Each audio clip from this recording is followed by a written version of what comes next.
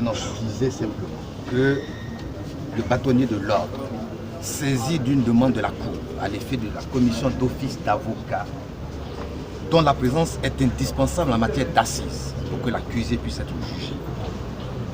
Le bâtonnier est donc intervenu pour dire que le délai dans lequel il a été saisi et la date de renvoi, c'est-à-dire hier après-midi pour ce matin, ne lui permettait pas raisonnablement de consulter les avocats qui pourraient être éventuellement intéressés à la prise de cette affaire et à une défense digne de ce nom. Donc il est venu pour demander qu'un délai supplémentaire lui soit accordé à l'effet de voir s'il peut ramener les avocats constitués initialement à la barre, à défaut, commettre comme la loi lui oblige, puisque nous sommes des auxiliaires de justice, il ne faut pas l'oublier, notre rôle est de concourir au bon déroulement de la justice.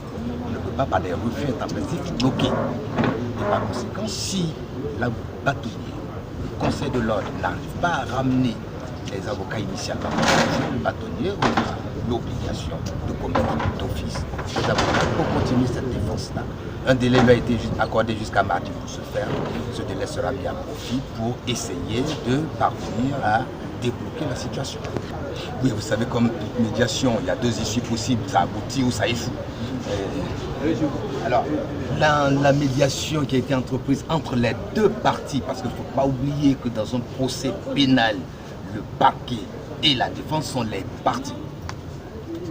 Les deux parties peuvent toujours convenir de quelque chose, cela n'est pas imposable à la Cour. Il faudrait encore que la Cour y adhère. La Cour n'y a pas adhéré apparemment. Voilà, on constate qu'il y a un échec et nous sommes obligés de chercher des solutions alternatives. Avocat commis d'office parce que des avocats constitués se sont retirés en cours de procès, jamais. Mais des avocats commis d'office à l'ouverture de chaque session d'assises, oui, absolument tous les jours.